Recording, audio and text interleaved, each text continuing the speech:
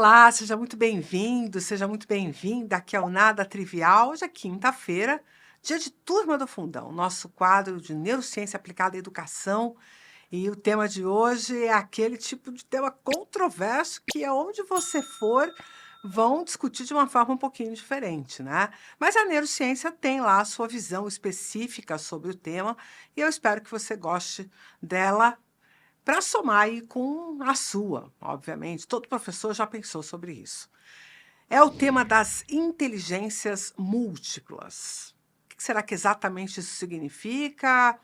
A serviço de que esse conceito foi construído? E se ele realmente tem algum tipo de base teórica na neurociência? É isso que nós vamos discutir aqui hoje. Bom, para começar essa história, você deve conhecer o autor que postulou o conceito de inteligências múltiplas, Howard Gardner. Né? E quando que ele fez isso? Na década de 90. E qual era o clima que a gente vivia? Né? A gente vivia justamente um clima da inclusão, do aceitar o diferente, do questionar, será que a única inteligência que faz sentido é a lógico-matemática e a linguística? Porque era assim que as pessoas eram avaliadas. O fato é que até hoje, se a gente for olhar as provas aplicadas nos alunos de ensino fundamental e médio, elas têm um peso muito grande das inteligências lógico-matemática e linguística, né? Afinal de contas, tem provas que só levam em consideração português e matemática, né? Mas esse conceito era um conceito que estava sendo muito debatido e justamente aquelas pessoas que tinham outras formas, né, de manifestar a sua inteligência, como, por exemplo, uma inteligência corporal, né, sinestésica, aquele pessoal que tem uma predileção pelo esporte, que tem como, né, uma agilidade, uma motricidade adequada para o esporte, desde pequenininho, ou a inteligência musical, essa surpreendente, né? Porque pessoas que revelam um ouvido absoluto, revelam capacidades interessantíssimas em relação à música, ou também o conceito de inteligência interpessoal, né? Aquelas pessoas que são agradáveis, que têm uma boa conversa, que sabem se relacionar bem. Então, o Howard Gardner começou a elencar quais outras manifestações da inteligência humana poderiam ser valiosas e poderiam ser consideradas importantes de serem caracterizadas, avaliadas e até mesmo desenvolvidas nas pessoas, né? E a ideia era mais ou menos o seguinte: cada um de nós vem com uma predileção, vem com uma vocação, vamos dizer assim, por desenvolver dois, três tipos de inteligência, e as restantes vão ficar, né, só largadas as traças, vamos dizer assim, né? Então, era como se você dissesse que uma pessoa que tem uma boa inteligência linguística teria dificuldade na inteligência lógico-matemática, ou alguém que teria uma inteligência musical teria dificuldade numa inteligência interpessoal, né?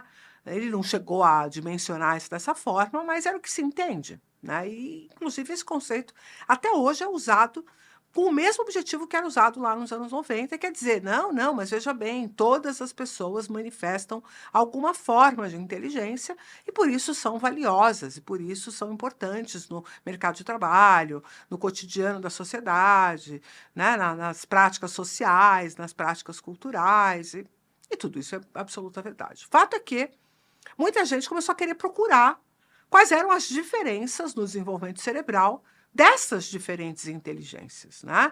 Quando a neurociência, na verdade, questiona originalmente o próprio conceito de se nós vamos dizer que são tipos de inteligência diferentes. E eu vou te explicar por que a neurociência questiona. Porque o processo que está por trás do manifesto inteligente é a produção de conexões com uma certa velocidade e eficiência. Explica melhor, cara. Tá bom, vou explicar. O seguinte, uma pessoa que é tida como inteligente, ela tem essa capacidade em algum campo da vida, e aí sim você pode categorizar áreas distintas do conhecimento, mas essa pessoa tem uma capacidade de ter uma sacação rápida, de já ir acumulando conhecimento sobre aquela área e, portanto, obviamente, ficando cada vez melhor naquela área. e aprendendo os cacuetes intelectuais do raciocínio que está relacionado com aquele tema. E aí nós vamos ter uma espiral, né? Mais ou menos como a gente falou na semana passada sobre os estilos de aprendizagem. Se alguém desenvolve bastante a área visual, obviamente ela vai ter maior capacidade de desenvolver mais ainda a capacidade visual. E aqui do mesmo jeito, se você vai bem, né? Se você começa bem no teu conhecimento lógico-matemático, se você não aprende só as operações, mas realmente consegue entender a lógica que está por trás das quantidades e das relações entre as quantidades, as operações, as funções, né? E todas as equações, vamos dizer assim, que governam a matemática, você, a cada passo que você dá, você vai ficando cada vez melhor. Então, fica parecendo que você tem uma enorme capacidade naquele tema, quando na verdade você só aprendeu bem aprendido desde o começo e foi estimulado e tinha recurso para aquilo especificamente. E aí se torna, obviamente, uma coisa que vai para um virtuose, né? Se você pega um garoto pequeno e coloca ele para jogar tênis, ele tem habilidade, ele já tem um traquejo, obviamente que ele vai ter uma inteligência motora elevada. E assim para cada uma das áreas que foram elencadas, porque sempre você pode ter alguns elementos que ajudam o começo da história, mas depois, pelo próprio estímulo da vida e as recompensas que você vai ganhando por ter aquela habilidade, vão fazendo com que aquilo se desenvolva mais e mais e mais e mais, até você realmente expressar que aquele modelo de inteligência é o modelo predominante, no seu caso específico, né? Porém, a habilidade de fazer conexões neurais entre coisas que estavam desconectadas e que faz para poder fazer sentido, que é o que a gente efetivamente chama de inteligência fluida, e esse é um conceito relativamente antigo, tá? Dos anos 50, em que se dividia a manifestação de inteligência em inteligência fluida e inteligência cristalizada. Então, a inteligência fluida é essa capacidade de produzir conexões e correlações entre temas que não estavam correlacionados ainda e que você saca um ponto de ligação, ou que você entende uma correlação, ou que você constrói uma correlação a partir desta propriedade. Isso é chamado de inteligência fluida. E a cristalizada é a propriedade de você ter repertório sobre aquele tema. Então, quando você soma a inteligência fluida com a inteligência cristalizada em um determinado tema, você vai ficar muito bom naquele tema. E isso o Gartner chamou de inteligência múltipla, ou algum tipo de inteligência, né? No meu caso, por exemplo, vocês me acompanham aqui no Nada Trivial, todos os vídeos que eu faço praticamente sem cortes, tá, gente? É possível que vocês não notem isso, mas a gente grava livre, sem corte praticamente, e sem ler nada, sem nenhum parâmetro, eu simplesmente venho aqui e faço o que eu estou acostumada a fazer em sala de aula. Explico alguma coisa. Essa é uma inteligência que eu tenho. Inteligência linguística, inteligência da oratória, sei lá eu como é que Gardner chamaria isso, né? Ou interpessoal, pode ser um aspecto interpessoal, porque eu entendo o que as pessoas precisam ouvir para poder compreender alguma coisa e tal, mas no fundo, é uma habilidade que foi, obviamente, eu devia ser aquela criança faladeira de pequena, fui estimulada a falar, provavelmente, ou ninguém conseguiu me deter, que eu acho que é mais provável, e eu fui, obviamente, ficando cada vez melhor nessa arte, né? E hoje eu uso ela para trabalhar. Mas isso não significa que a estrutura que moldou isso, que construiu isso, não seja a mesma inteligência que poderia ter moldado uma outra habilidade qualquer, né? Caso eu tivesse tido oportunidade, tivesse tido estímulos para desenvolvê-la. Então, não existe uma predileção ou um talento que venha marcado geneticamente no indivíduo e que ele só vai conseguir explorar aquele tipo de inteligência. Por que eu digo isso? Por que eu estou dando ênfase nisso aqui no Nada Trivial? Porque é muito comum as pessoas tentarem identificar qual é a inteligência que está manifesta naquele indivíduo para estimular aquela habilidade, porque ali ele vai ser muito bom naquilo se for estimulado. Só que tem um problema. Nem sempre a pessoa, pode parecer paradoxal isso, mas é verdade, nem sempre a pessoa tem ali uma habilidade favorecida em alguma coisa que ela realmente goste, em alguma coisa que ela realmente acha que vale a pena investir e ter como carreira, ou alguma coisa que vale. Às vezes a pessoa tem um desejo que queria ter um tipo de habilidade, um tipo de skill, mas não se manifestou ainda, E as pessoas desencorajam. Você diz, não, isso não é para você. Ah, não, você tem dificuldade com isso e tal. Né? Então, pensa numa menina que não foi bem nas primeiras disciplinas lá de matemática, e vou inverter isso para não ficar estereotipado. Pensa num menino que não conseguiu ir bem ali nos primeiros conhecimentos de matemática, não conseguiu entender muito bem a lógica da matemática, a lógica espacial, né, das relações quantitativas. Mas ele tem um desejo da engenharia ou tem o desejo de alguma área das ciências exatas. Será que ele vai ser desestimulado porque não é o seu tipo de inteligência?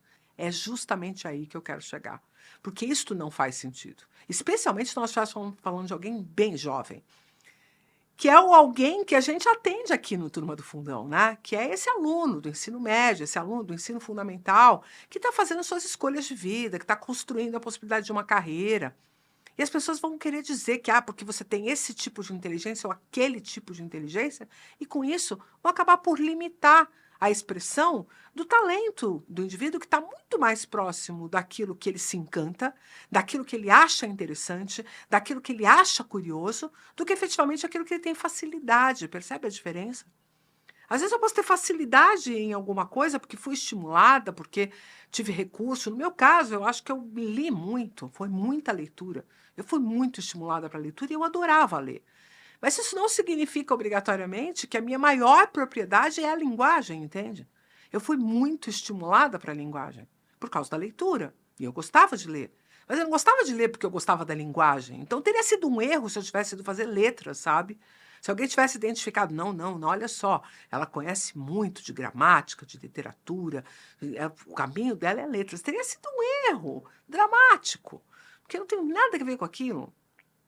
Eu nem gosto das formalidades que essa área detém, né? Então, veja, nem sempre aquilo que o indivíduo tem facilidade é aquilo no qual ele deve investir sua vida de trabalho. E é aí que muitas vezes estão os conflitos que fazem com que as pessoas não gostem das suas atividades laborais.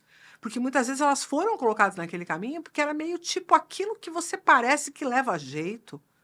Isso está muito equivocado. E aí, o Gartner faz um belo de um desserviço, porque ele quis dizer que as pessoas nasciam com estas predominâncias e que isso seria a facilidade do desenvolvimento daquele indivíduo.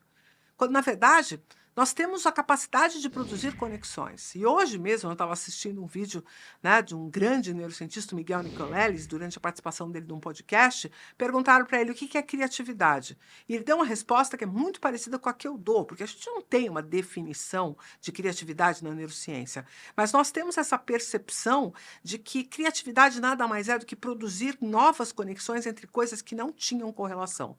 Quer dizer, de alguma forma, é a inteligência se manifestando. Então, a inteligência se manifesta na criatividade, a inteligência se manifesta na construção de habilidades e competências, de conhecimentos, de raciocínios.